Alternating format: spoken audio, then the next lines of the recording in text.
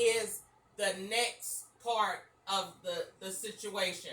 The question is why? Why are you hiding? And they ain't got no reason.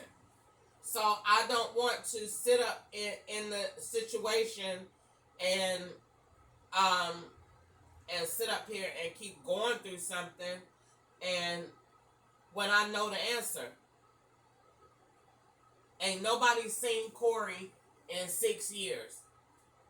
Don't nobody talk to him but Agent Terry Ray.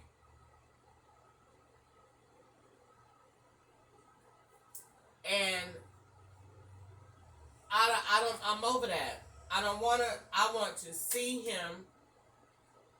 And if I don't see him, I want to talk to somebody that can verify with a timestamp and a date and a real person that works in an official capacity that can say, this is what's going on. Absolutely, your son is here. And my name is this, and I am in this capacity at this prison or at this place at Georgia Department of Correction, and I'm not going anywhere. This is my job. Not no customer service person that's going to answer the phone and 9 times out of 10 going to give you the same name that's around here. They name Marie, or you talking to Eric, or you talking to... I'm not going to play them games with them because that's what they going to do. You going to call Phillips State Prison, and that junk on... I'm going to just do it for the conversation. First of all, that ain't the number. You're calling somebody else's cell phone for drugs. There you go.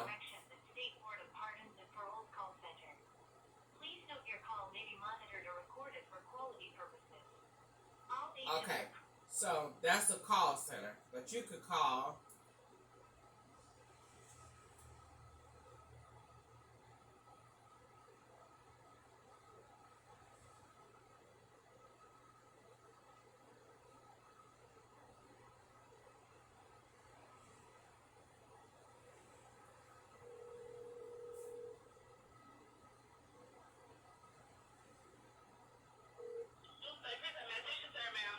Hi, I'm trying to find out.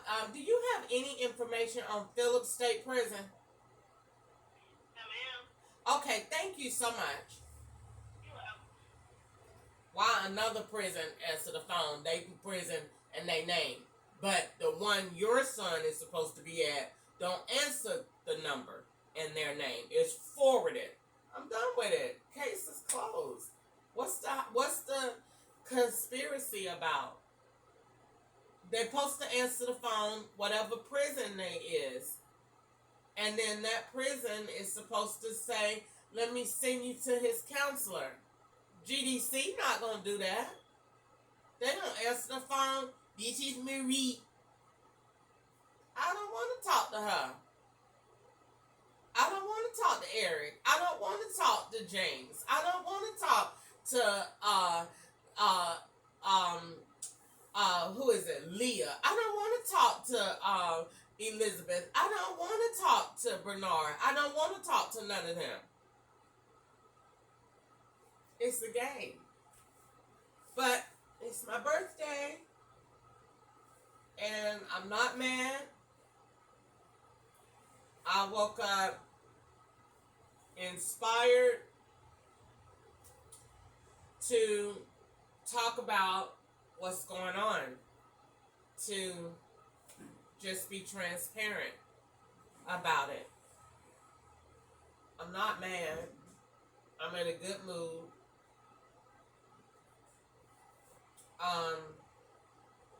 Yeah, and I got stuff to do.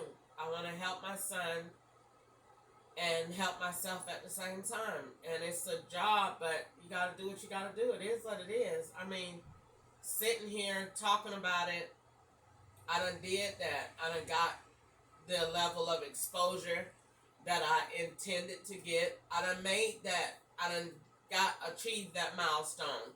Now that I done did it, now what? Now that this is going on and I've raised all of this attention that you obviously got. Okay, now where is the ball going? Now what we doing? Because you can't wait on the law to do nothing. So what is happening now? Corey needs to go back to trial, and you need to be cleared.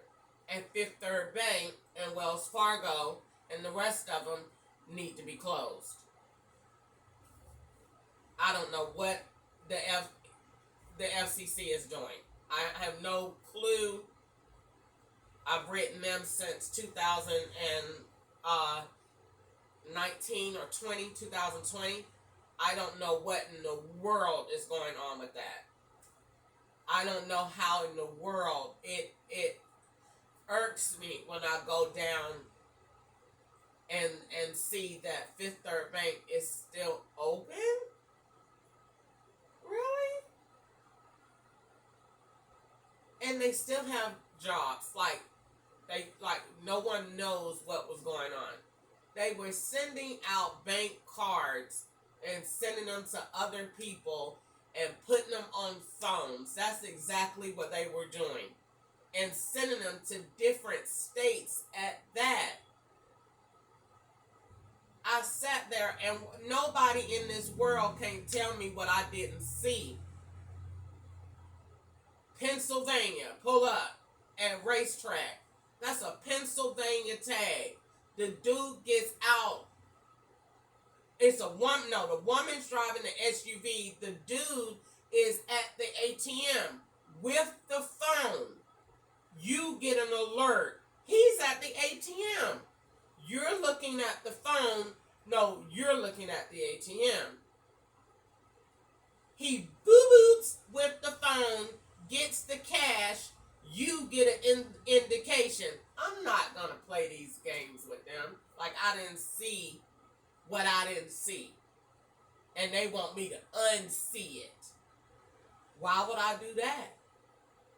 When I can say, I actually want to use that. I think they made me smart looking at this.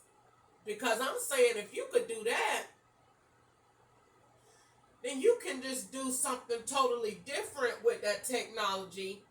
And we can do something with this TV.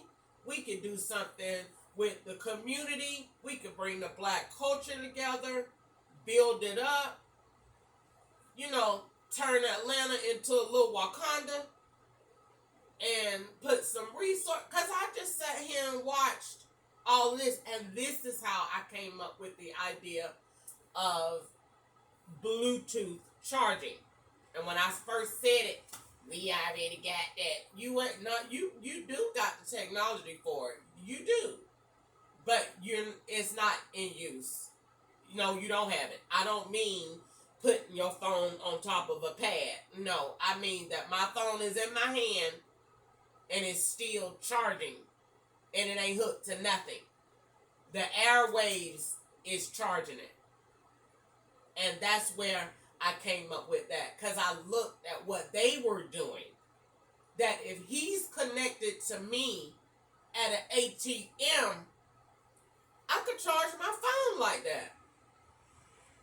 Darn, I could do a whole lot of stuff. Because he just went to the ATM on me. And that ain't my phone, and that ain't my card. But he went because the SIM card. So how smart can I be to say, if we that close, we could charge the same way. If the charger right there, the transmitter in the charger, that is compatible with your device, I could charge the same way. I think it's whack anyway to still be plugging up in 2025, me personally. Which is why you went to the touchpad.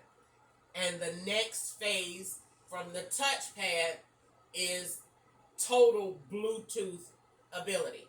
That you're just charging the phone because you're in the vicinity of it. And it's charging your device. So,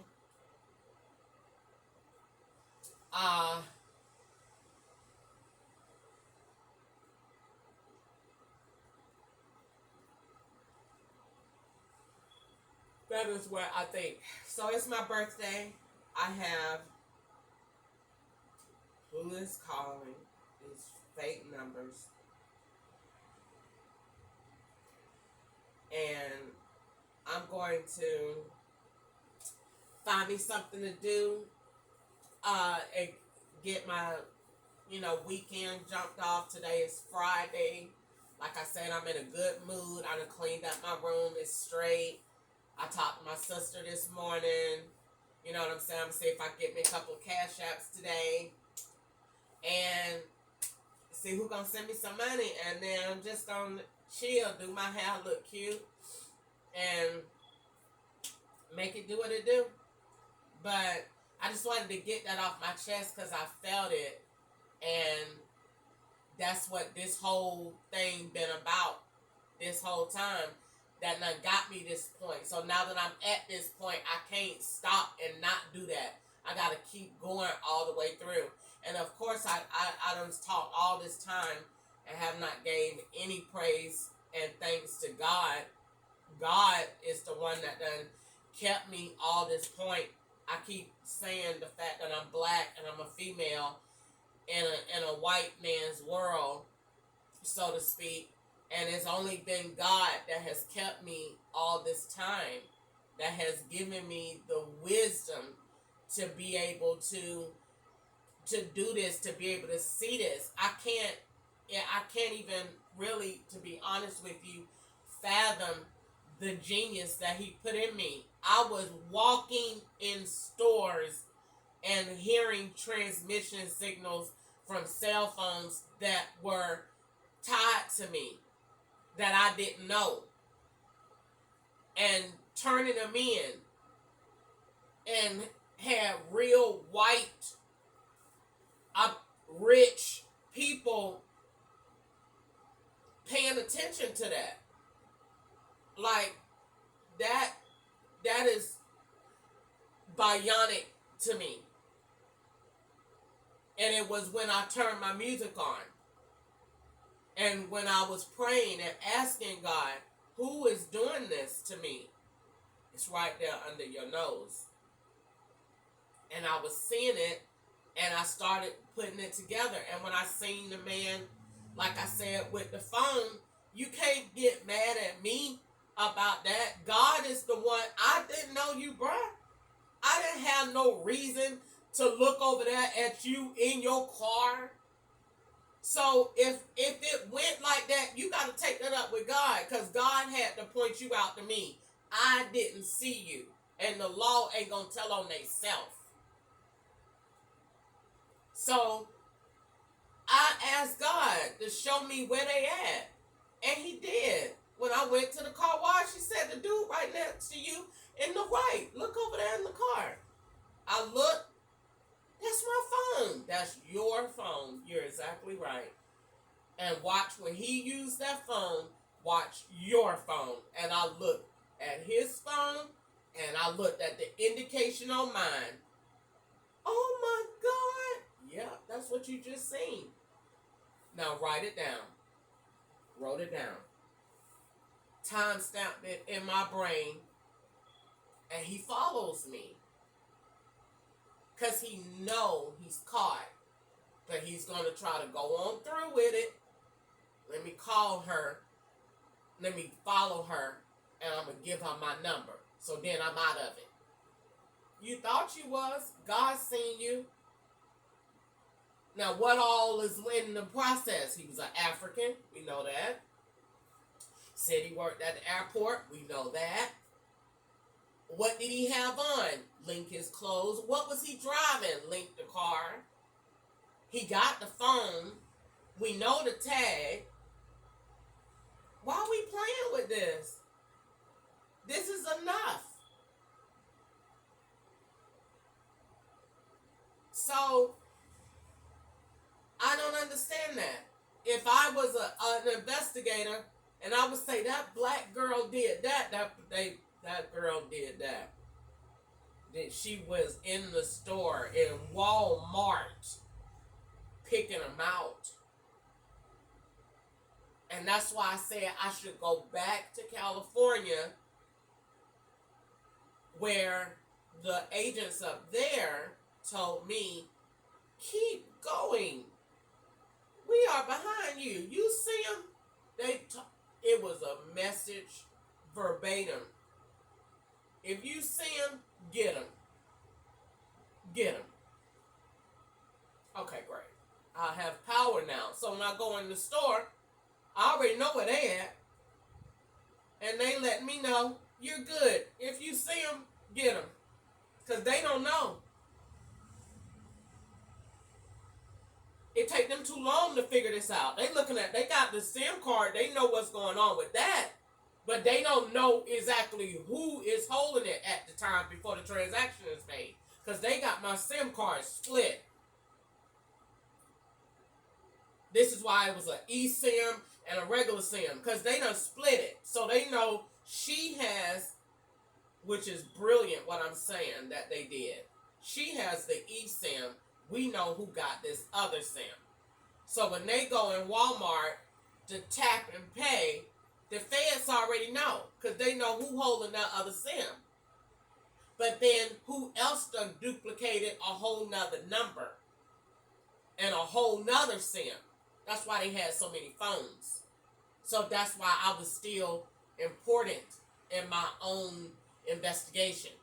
Because they was saying, if you see them, get them. Get them. Cool.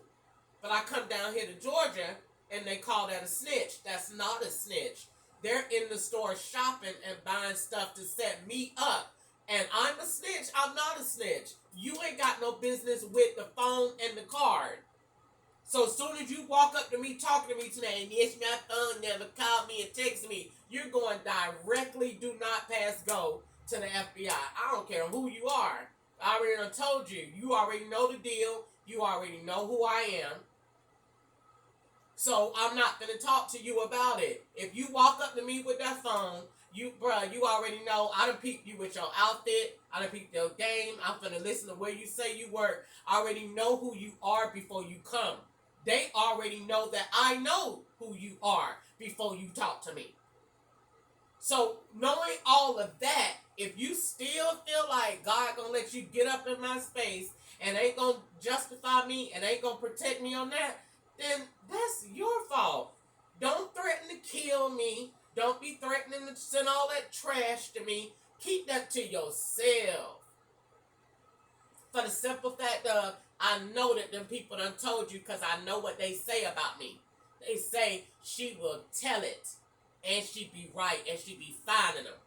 So, if they know that, then that's you playing with your own jeopardy when you come up to me still willing to spill them scripts. Because they done already told you she gon' tell it.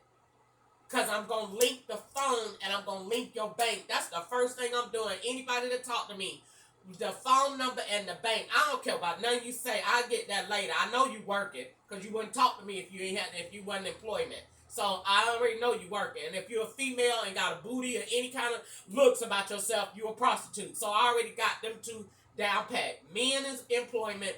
Women sell ass. Okay, great. So got them to the side. Move on to the next. What's the phone number so I can connect the bank? I don't want to do no other talking. And if I could just look at the phone and peep the period, I'm going to know what bank it is. And they done sat there and know that girl is brilliant. That's right, brilliant. And I want to do something with it. I want my money. I don't really want to talk. They owe me $136 million and I want my money. So I can take myself back to California, go buy me a house, and do all of my charitable organizations from my house. I won't even do interviews like that in the public. I would do everything from my house. And the very first thing I would do next to St. Jude and making black people equal and putting resources on affordable housing across the world and changing every state to a right to shelter state. The next thing that I would do is I would change this freaking security that ain't security. Roku is not no freaking security. How the hell you secure over Wi-Fi? It's the dumbest thing that I've ever heard of in my life. And that's a scam that these companies be actually making people feel like they safe. You ain't freaking safe when your network is secure, when the first point of access is Wi-Fi. You're not secure. Mission failed. That's a wrap.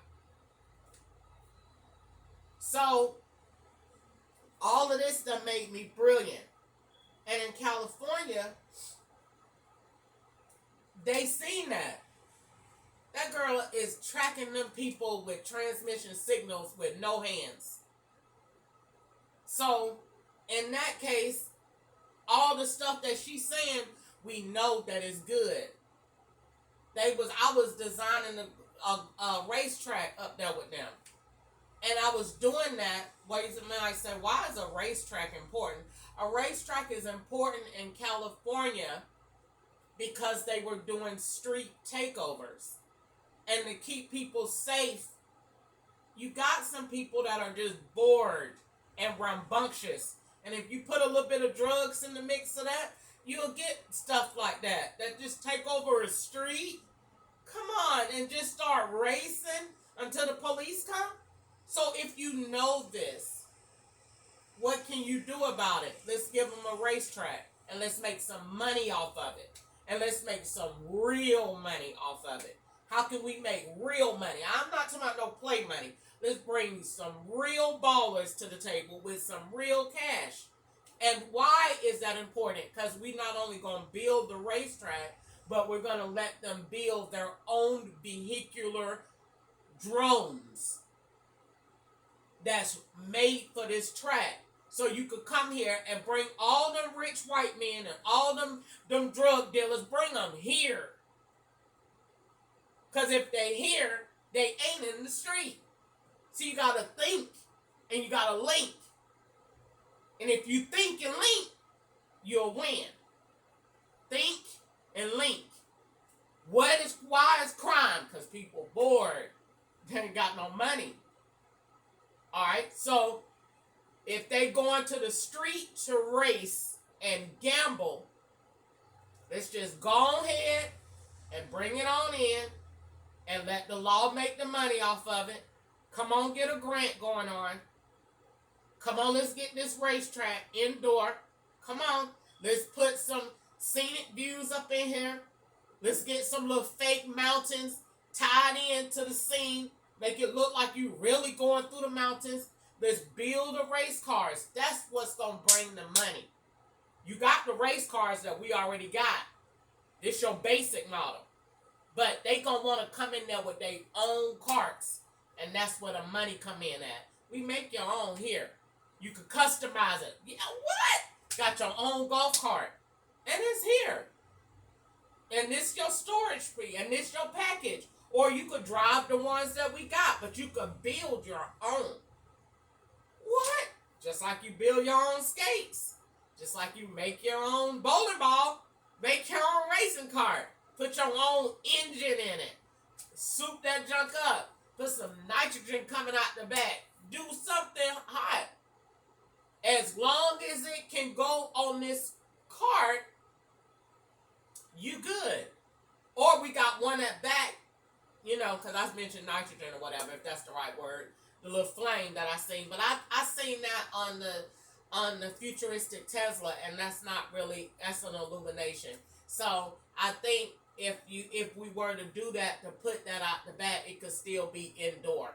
So the purpose of that is to take what is a negative, according to Bible, Romans 8:28, and turn it into a positive. How can we turn street racing into positive? You need to get a grant and get some money. Or get a bunch of ballers together.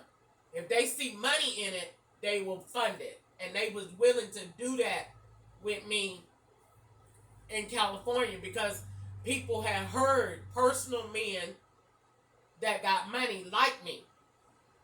So they be like, give me an idea. And then tell me how to do this. Or what could make money here. So I would do that and be like, oh, you can do that. You're going to take this and do that and do that. That's how I did Amazon. Amazon finna go underground on y'all. Watch. Amazon finna go underground on y'all. You're going to be able to get anything that you want delivered to your door. And that's going to put all these delivery companies out of business. Because Amazon going to take all of that. Because they're going to have an underground service.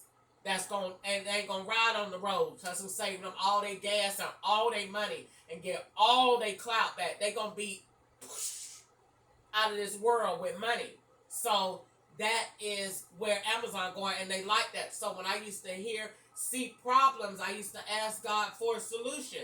So when I seen Street Takeover, the God said the solution is to build the racetrack, make it futuristic, bring money in there, lots of money, and tie that racetrack to a cause, and you win every time.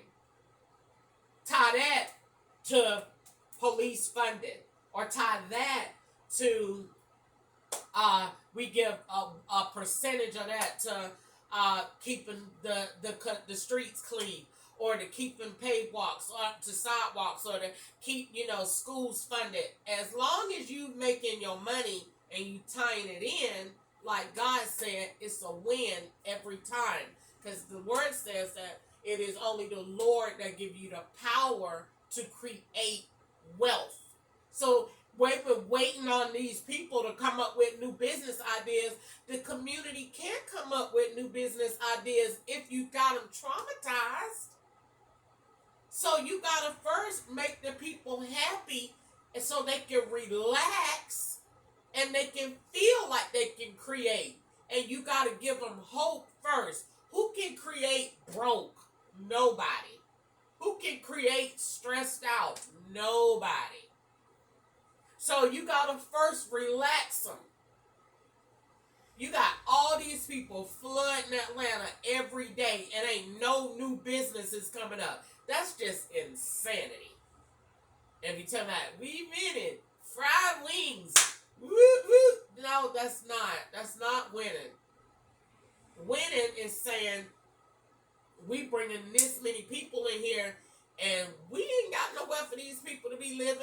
Nowhere. There ain't no new jobs coming as fast as they coming. So as fast as new people are coming, new developments got to go up. New people got to invent. You got to foster growth. Foster it. Build it. Help it. Cultivate it. Make it happen. Make the community come together. Make what you want appear. And you do that when, number one, you acknowledge God in all of your ways, trusting and knowing that He will direct your path. That's number one. When ye seek the Lord. What He said, when you turn from your wicked ways, when you call on me, when you humble yourselves, when you seek me and pray, then will I hear from heaven, and I will turn your captivity, and I will heal your land. Our land still needs to be healed today. So when we turn from our wicked ways and we repent from our sins and we get on our knees and we humble ourselves before the Lord, He will give us ideas, solutions that work. So if people are 1,900 people coming to Atlanta a day, come on, let's invent. Let's get the jobs going. What's happening? Let's create relief. And that only comes when we take the resources that we already have and we link them to make what we need. What do we already have? We have awesome technology. All right. How can we take the technology and build tomorrow? There's no sense in being afraid of AI when you know what AI can do. Simple minds are afraid of AI. Not godly minds. Simple minds are afraid of artificial intelligence. not if you know how to connect it and what to do. AI ain't smarter than the Lord. So with artificial intelligence, you're taking that to say, okay, what can we do? You can use that and build Starbucks museum downtown, like I said. Do you know how much traffic, how much money, if you tie that to development and you put the air pads on the top and you put a artificial intelligence ski resort up in there? Are you serious? Atlanta is the new Aspen. What, girl? They got an artificial intelligence ski resort in Atlanta, girl. Yes, they do. Them rich people from Greensboro, New York, all over. Instead of going to Aspen, girl, they've been booking in Atlanta. They can't keep the rooms open long enough at Starbucks Museum, girl. They got them on top, girl. Ain't nothing but rich people go up there. I'm telling you, it's a world on top of a world. And if we have the ability to create that, to bring in trillions of dollars, why? Because the Starbucks Museum is a museum. It is a place for your children. It's a place for you to go create. Why? Because Starbucks people already do what when they go there? They go there and have a little coffee, have a little latte. They get in their little zone and they have their little friends. And they say, yes, and so what did you like to do? And they're having business meetings. Okay, great. So what we took is we have a whole floor of artificial intelligence studios that you go in and you got your sound equipment. You can go in there and make your own stuff and be in there pitching just like I am. Got your board. You got scenic views. You can change your background. It's soundproof. You can go up in there and hallelujah, thank you, Jesus. And ain't nobody hearing you. You can close the curtains. You can dim the, ain't no curtains. It's artificial intelligent windows. You can frost them out. You can make them whatever color. You can be in there. Why? How much is that? Membership. Sell the memberships.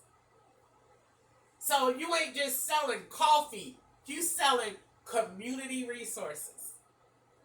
And so that's attaching what people have to what they need. They need resources. So you taking a cup of coffee. Oh my God, I love the Starbucks Museum. Girl, I go there all the time and I can take my kids. They have a whole kid floor with bands. Go drop your kids off and they play. And you can watch them on camera and it's all kids. It's wonderful.